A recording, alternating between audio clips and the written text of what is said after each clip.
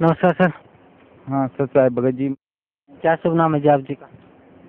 मेरा नाम भक्त दुष्यंत दास है। सर कहाँ से आए हैं आप? मैं ग्राम रानी तराई, तहसील डोंडी लोहारा, जिला बालोद, छत्तीसगढ़ से आया हूँ।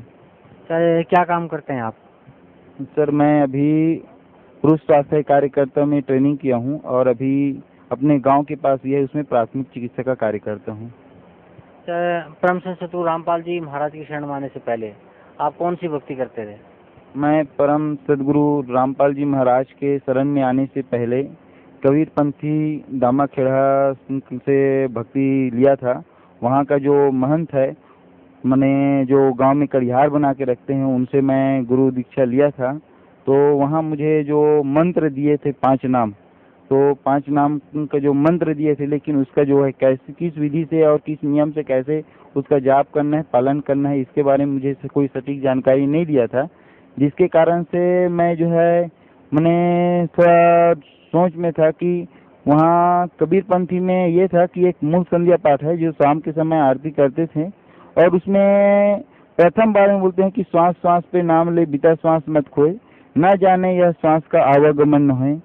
तो मैं ये सोचता था कि ऐसा कोई जो मंत्र दिए हैं इसमें कोई विधि नहीं बताए हैं कि इसको श्वास श्वास पे नाम को सुमिरन कैसे करना है।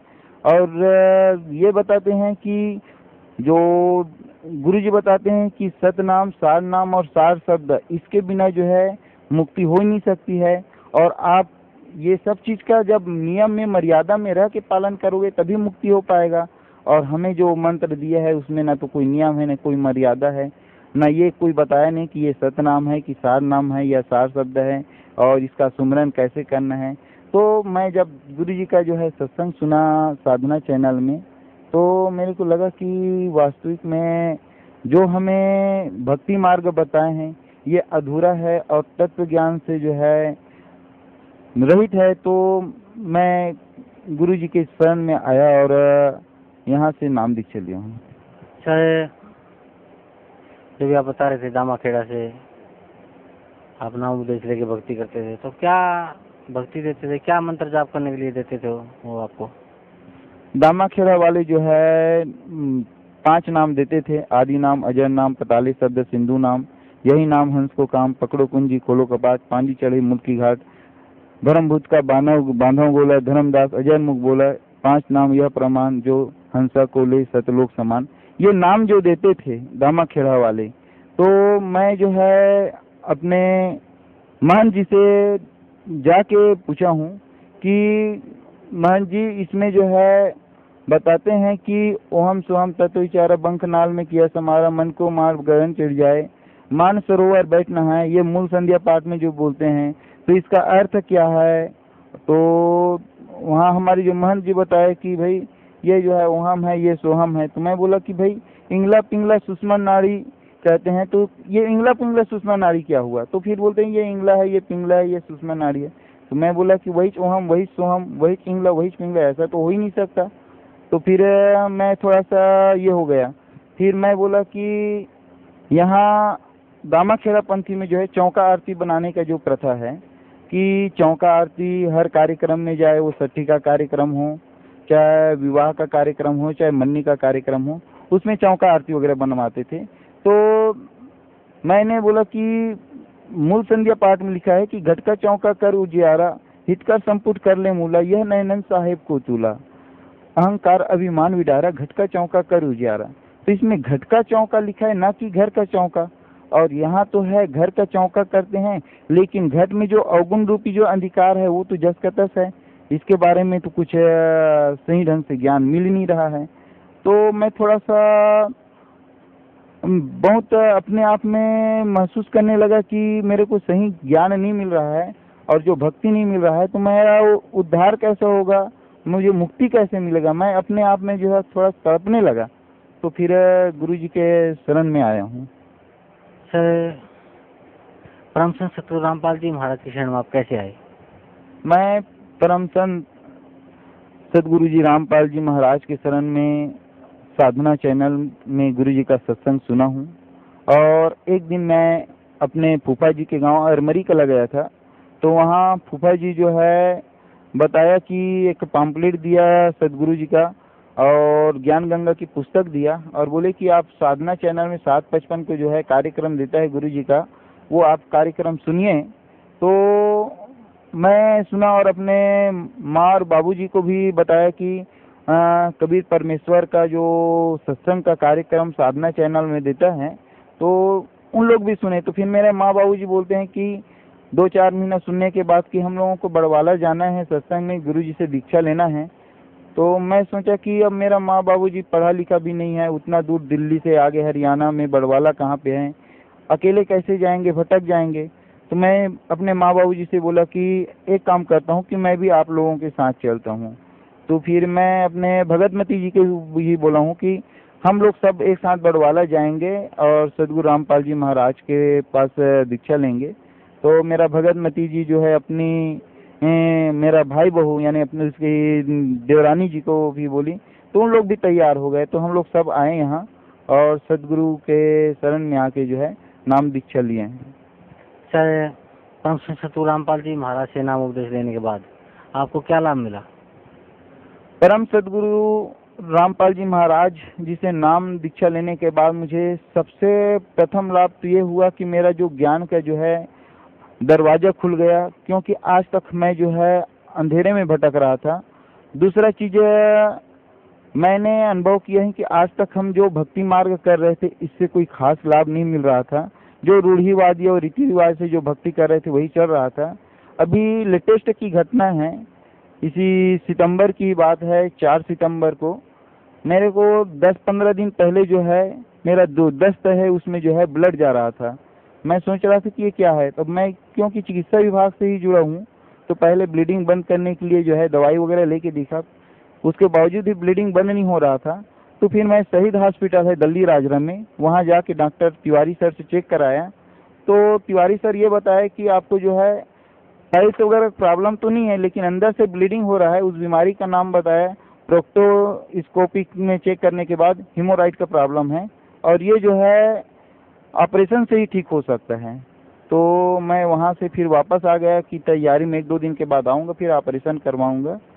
फिर घर आने के बाद मैं अपने भक्तमती को बताया कि भाई मेरे को ऑपरेशन करवाना है और 1-2 दिन के बाद जानना है। तो भक्तमती बोले कि सदगुरु रामपाल जी महाराज तो बड़े बड़े बीमारी को ठीक कर सकते हैं, तो आप पहले उसके पास अर्जी लगा लीजिए, क्योंकि जब बड़े बड़े बीमारी ठीक हो सकता है आपका छोटा मोटा बीमारी क्यों ठीक नहीं हो सकता है। तो मैं 6 तारीख के डेट में अर्जी यहाँ लगाया। तो उस डेट में क्या है सत्संग चालू था, तो भगत जी लोग बोले कि अभी 3 दिन तक के 6-7-8 को जो है अभी अर्जी नहीं लिखेंगे, गुरु जी मना किया है, उसके बाद आप अर्जी लगा सकते हैं।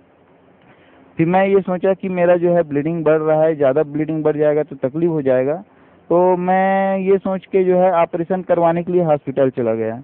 वहाँ ऑपरेशन करवाया। ऑपरेशन करवाने के बाद जो है 2-3 दिन के बाद वहाँ से डिस्चार्ज कर दिया। अब वहाँ से आने के बाद भी हॉस्पिटल में भी और वहाँ आने के बाद भी मेरा जो है ब्लीडिंग जो है बंद नहीं हो रहा था। फिर मैं परेशान हो गया कि अब कैसा करूँ, ऑपरेशन भी करवा लिया, उसके बावजूद भी ब्लीडिंग बंद नहीं हो रहा है। तो फिर मैं वापस जो है 13 तारीख को फिर अर्जी लगाया गुरु जी के पास कि गुरु जी मैं अब बहुत परेशान हूँ, दवाई खाया, दवाई से ठीक नहीं है, ऑपरेशन करवाया, ऑपरेशन के बाद भी ब्लड जा रहा है। तो फिर भगत जी बताया कि आपका अर्जी स्वीकार कर लिया, 101 नंबर में जो है आपका अर्जी है और आप शाम को 6 बजे इसका जो है समाधान आप पूछ लेना। फिर मैं बाद में फिर फ़ोन लगाया तो बताया गुरु जी कि आपको जो है ज्योति के लिए संकल्प लेना है, गुरु जी का आदेश है। तो मैं गुरु जी के जो जहाँ हम लोग पूजा करते हैं गुरु जी के ये के सामने, वहाँ पे गुरु जी का दंडवत प्रणाम किया और संकल्प लिया कि हे बंदी छोड़, आप मेरे सभी दुखों और कष्टों का निवारण करें, आप ही मेरे परमपिता परमात्मा हो। मुझसे जो गलती हो गई कि मैं आपके ऊपर विश्वास नहीं किया और इतना बड़ा और ऑपरेशन करवा लिया और ये किया, लेकिन फिर भी मुझे कोई परेशानी से जो है छुटकारा नहीं मिल रहा है। तो फिर जैसे ही मैं संकल्प लिया और 24 घंटे के बाद जो है मेरा जो दस्त में जो ब्लड जा रहा था वो परेशानी दूर हो गया। ये मुझे अभी वर्तमान में ही लाभ मिला है। सर, पहले जब आप भक्ति करते थे दामाखेड़ा से नामदान लेने के बाद उससे आपको कोई लाभ नहीं मिल रहा था, फिर आपने परम संत सतगुरु रामपाल जी महाराज की शरण में आए और उनसे नाम उपदेश लिया, तो सबसे बड़ा लाभ तो ये मिला कि आपका आध्यात्मिक जो योग बता रहे हैं आप, वो खुल गए, आपको पता चला कि भाई किसकी भक्ति करनी चाहिए, कैसे करनी चाहिए। कबीर परमात्मा ही मोक्षदायक हैं, उनकी भक्ति करनी चाहिए और उसी भक्ति से हम सतलोक जा सकते हैं। वो भक्ति परम संत सतगुरु रामपाल जी महाराज के पास है, तो आपको मोक्ष का मार्ग मिला। और दूसरा, आपको जो लाइलाज बीमारी थी, जिसका आप दवाई भी ले चुके थे, आप ऑपरेशन भी करवा चुके थे, फिर भी आपको कोई लाभ नहीं मिल रहा था, सतगुरु रामपाल जी महाराज की मात्र आशीर्वाद से ही आप ठीक हो गए। तो सर, भक्त समाज को आप क्या संदेश देना चाहते हैं? मैं तो भक्त समाज को ये कहता हूँ कि हम लोग शुरू से कबीरपंथी से दामाखेड़ा से जुड़े थे और वहाँ कबीर साहब की जीवन चरित्र में जो पढ़ते थे कि कबीर साहब जो है उस अपने निज स्थान से जो है एक तालाब में कमल के फूल में प्रकट होते हैं और अपनी जो जीवन चरित्र को जो जैसे करते हैं कि एक बिना ब्याहे बछिया के दूध को ग्रहण करके जो है अपना परवरिश करते हैं।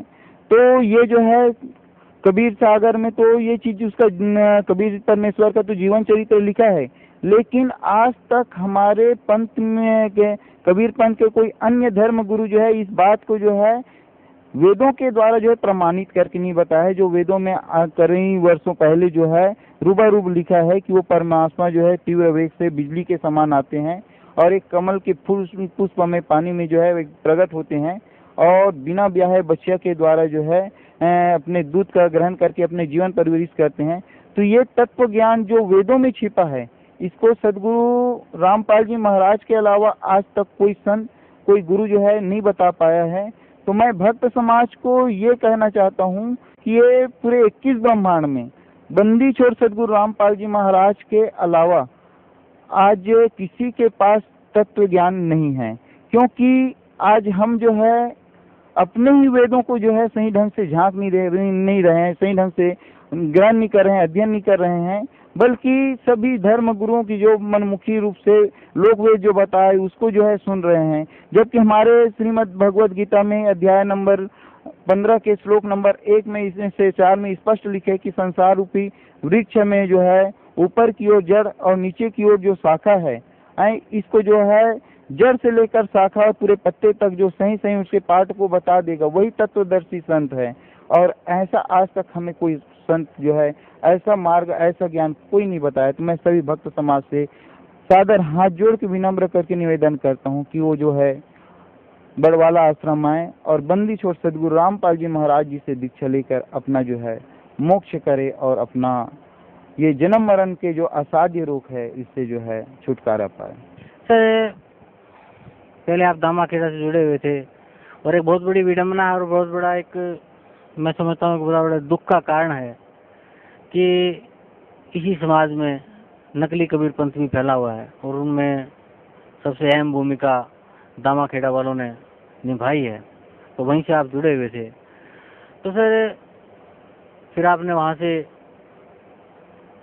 हट के परम संत सतगुरु रामपाल जी महाराज से नाम उपदेश लिया और आपको जो लाभ मिला वो आप हमारे दर्शकों को बता ही चुके हैं। तो सर, मैं आप जी से यही प्रार्थना करता हूँ ये कि जो साधक जो भगत आज भी दामाखेड़ा से जुड़े हुए हैं, उन भक्तों को विशेष तौर पे आप क्या कहना चाहते हैं? मैं भक्त समाज से जो दामाखेड़ा जुड़ा हुआ है इसको ये बताना चाहता हूँ कि दामाखेड़ा वाले ये गारंटी और दावा करते हैं कि जो वंश 42 के द्वारा जो है नाम दीक्षा लेते हैं उसी की मुक्ति होगी, बाकी अन्य किसी अन्य कबीर पंथी से जो है नाम दीक्षा लेते हैं उसकी कभी मुक्ति नहीं हो सकती है। लेकिन अनुराग सागर में जो है पृष्ठ नंबर 138 से लेकर 140 में स्पष्ट रूप से कहा है कबीर परमेश्वर ने कि धर्मदास 6वीं पीढ़ी में तुम्हारा जो वंश है उसमें जो है काल का दूत आएगा और वो जो है तकसारी पंथ से जो है नाम दीक्षा लेके जो है अपनी चौका पद्धति जो है चालू करेंगे और जो चौका पद्धति जो चालू करेंगे और जो लोग उससे चौका बनवाएंगे वो 184 में जाएंगे।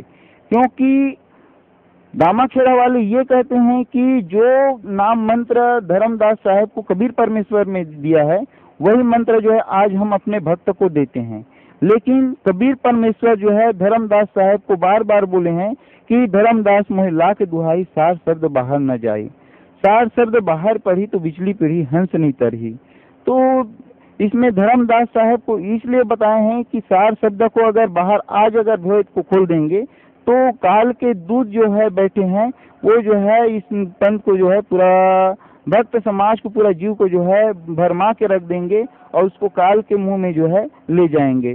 तो मैं ये कहता हूँ कि आज तक जो है दामाखेड़ा वाले जो बात जो बोल रहे थे कि वंश 42 के अलावा जो है किसी अन्य के साथ मुक्ति नहीं हो सकती है, तो मैं यही कहूँगा कि ये बात जो है निरर्थक है, क्योंकि उसमें कबीर सागर में ये भी लिखा है कि प्रत्येक वंश जो है 25 वर्ष और 20 दिन के गद्दी में रहेंगे। लेकिन ऐसे कबीर पंथ दामाखेड़ा में जो है 15वीं पीढ़ी चल रहे हैं, लेकिन ऐसा उसके जो नियम में जो है कोई भी पंथ जो है वस्तु स्थिति में नहीं चल रहे हैं। तो मैं ये कहता हूँ कि अपने सदग्रंथ को देखिए, कबीर सागर में जो लिखा बात है उसको एक बार अध्ययन करिए। सदगुरु रामपाल जी महाराज की आप सत्संग सुनिए। आप ठीक है दामाखेड़ा से आप दीक्षित है, उनके अनुयायी हैं, लेकिन सत्य ज्ञान और तत्व ज्ञान को सुनने में समझने में कोई हर्ज नहीं है। आप उस तत्व ज्ञान को हृदय से सुनिए, समझिए, और उसके बाद आप जो है आप मनन कीजिए, विचार कीजिए। क्योंकि कबीर साहब जो है धर्मदास जी साहब को मना किए थे कि सार शब्द बाहर नहीं जाना चाहिए। आज 15वीं पीढ़ी में फिर वो धर्मदास के वंश जो बता रहे हैं उसमें जो है वो सार शब्द कहाँ से आ गए?